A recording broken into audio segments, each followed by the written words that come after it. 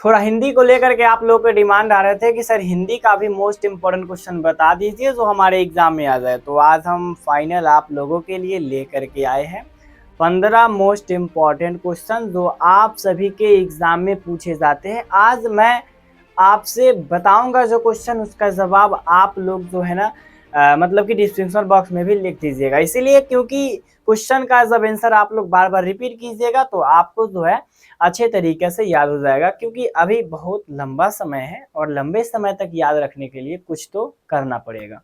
तो यहाँ पे जैसा कि आप देख सकते हो 20 के दांत कहानी के लेखक कौन है। सभी को पता है कि 20 के दांत की कहानी के लेखक कौन है। अगर मैं आपसे बोलूंगा कि यहाँ पे क्या ABCD में कौन सही हो जाएगा तो आप क्या जवाब दीजिएगा। तो बस आप लोगों का एक ही कमेंट आएगा कि सर मैं जानता हूँ कि 20 के दांत कहानी का लेखक जो है नलिन बिलोचन शर्मा है। यानी कि इसका परफेक्ट आंसर क्या हो जाएगा, ऑप्शन बी हो जाएगा। और मैंने आप लोगों को तो ऑलरेडी लेखक का नाम रटवा रखा है, ठीक है ना। इसके बाद यहाँ पे देख सकते हो 20 के दांत किस प्रकार की कहानी है। बहुत बार ये क्वेश्चन पूछा गया है, ऐसे आप लोगों को तो आंसर पता होनी चाहिए। अगर नहीं पता है तो कोई बात नहीं है, अगर इसका आंसर नहीं पता है तो याद कर लीजिएगा जो 20 के दांत कहानी है वो एक मनोवैज्ञानिक है ना, एक मनोवैज्ञानिक मतलब कि एक कहानी है, ठीक है, एक मनोवैज्ञानिक कहानी है। हो गया। अब इसमें क्या करना है, कुछ नहीं करना है। इसके बाद देख सकते हो सेन साहब की नई मोटर कार किस रंग की थी। इसका जो ऑल डिटेल जो कहानी है, अगर आप लोग के कमेंट आए कम से कम 15 कमेंट होनी चाहिए तो मैं इसका फुल सब्जेक्टिव ही लेकर के आऊंगा। जैसे आप देख सकते हो सेन साहब की नए मतलब की जो कार किस रंग की थी, तो भाई उनकी जो कार थी वो काली रंग की थी, ठीक है, काली रंग की थी, 7,500 की थी, 7,500 की थी, याद रखिएगा। हो गया। इसके बाद यहाँ पर देख सकते हो अगला क्वेश्चन यहाँ पर देख सकते हो सेन साहब की कितनी बेटियां थी। देखिए सेन साहब की जो बेटियां थी वो 5 गो थी और एक बेटा मतलब कि खोखा था, ठीक है, चाहे कासू भी कह सकते हो। तो यहाँ पे इनकी 5 बेटियां थी जो कि बहुत ही नाजुक, सुशील और देखने में खूबसूरत थी, ठीक है। ये एग्जाम में भी कई बार पूछा है, लिख सकते हो इनके बेटियों के बारे में, और चाल चलन से बहुत अच्छी थी। यहाँ पे अगला क्वेश्चन है कि सेन साहब अपने बेटे मतलब कि जो खोखा था उनका जो बेटा मतलब कासू, तो उनको वो क्या बनवाना चाहते थे। सोचते थे डॉक्टर बनाऊं या फिर वकील या फिर शिक्षक या फिर बिजनेसमैन या फिर इंजीनियर, क्या बनाना चाहते थे। तो इसका जवाब आप लोगों को पता है कि सेन साहब अपने बेटे को जो है डॉक्टर और इंजीनियर बनाने की बात कर रहे थे। पता है ना, यस या फिर नो। आपका कमेंट आएगा यस, क्योंकि सभी को पता है कि जो बिजनेसमैन और इंजीनियर जो है कासू को बनाने के लिए सेन साहब बहुत प्रयास कर रहे थे, ठीक है। इसके बाद यहाँ पे एक और चीज आती है कि मदन किसका बेटा था। एग्जाम में ये क्वेश्चन छप गया समझ लो। तो जो यहाँ पे जो मदन था वो गिरधर लाल का बेटा था, सबको पता है गिरधर लाल का बेटा था। और गिरधर लाल जो था वो सेन साहब के यहाँ किरानी का काम करता था, फैक्ट्री में किरानी था। तो यहाँ पे आप कह सकते हो गिरधर लाल का बेटा था सेन साहब, गिरधर लाल। ये देख सकते हो खोखा मतलब कासू ने मदन के साथ किस खेल में भाग लेना चाहता था। मतलब कि जब मदन खेल रहा था है ना लड्डू के खेल में, तो जब मदन खेल रहा था तो वहां पे खोखा आया और बोला कि हमको भी खेलने का चांस दो, हम भी इसमें खेलेंगे। नहीं, मदन मना किया, दोनों के बीच झगड़ा हुआ। मदन जो मारा ना उसको, तो उसका 2 दांत छड़ गया, मतलब 2 दांत तोड़ डाला। एग्जाम में भी ये क्वेश्चन पूछता है, तो 7 का यहाँ पे ऑलरेडी सी हो जाएगा लट्टू घुमाने के खेल में। इसके बाद ये देख सकते हो मदन ने कासू को कितने दांत तोड़ डाले। अब सब लड़ाई हुआ तो कितना दांत टूटा, ये भी तो एग्जाम में क्वेश्चन पूछता है।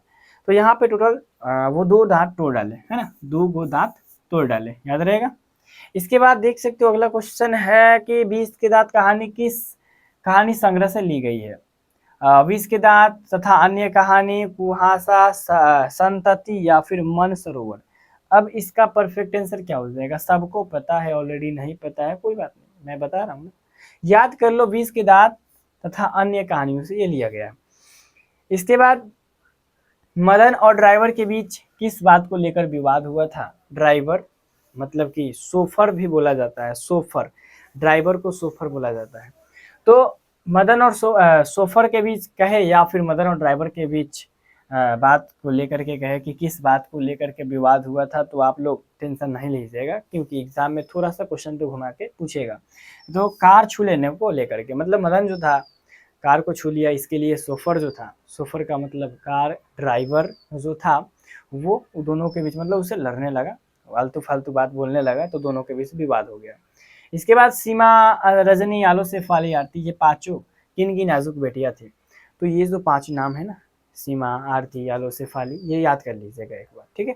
तो ये जो थी सेन साहब की पांचों मतलब की बेटियां थी। तो मतलब कि यहाँ पे पूछा जा रहा है किसकी बहनें थी, तो बेटियां तो थी सेन साहब की, लेकिन बहनों की बात हो रहा है तो खोखा की बहन हो जाएगा, क्योंकि सेन साहब के एक पुत्र मतलब एक लड़का और 5 मतलब की लड़की थी। तो ये टोटल कितना हो गया, 6 सेन साहब के थे, ठीक है।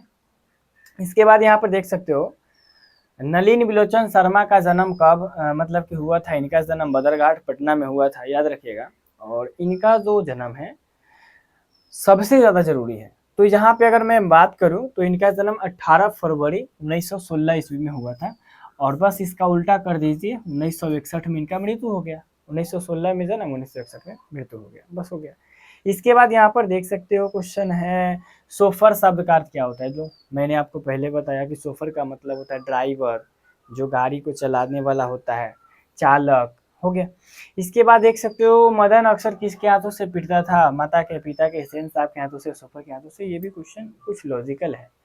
तो यहाँ पे देखिए मदन जो था अक्सर अपने पिता के हाथों बार बार पिटाता रहता था, शरारती थोड़ा बहुत करते रहता था। तो यहाँ पे अगर मैं बात करूँ तो मदन जो था पिता के हाथों पिटाता रहता था। इसके बाद यहाँ पे देख सकते हो क्वेश्चन क्या है, कहा जा रहा है कि विष के दांत कहानी किस वर्ग के अंतर विरोधियों को उद्गार करती है।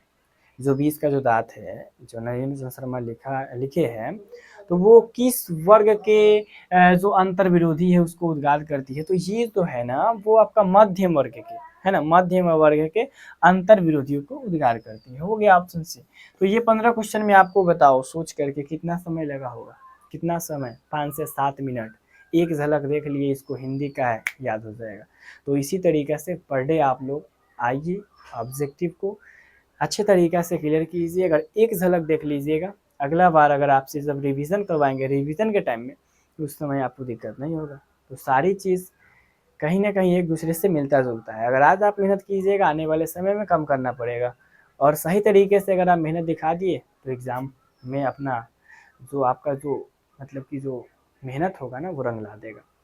तो आई होप कि आज का वीडियो आपको समझ में आई होगी। आज के लिए इतना ही काफ़ी है, इतना को याद कीजिए। मिलते इसी के साथ नेक्स्ट वीडियो में, तब तक के लिए जय हिंद, जय भारत।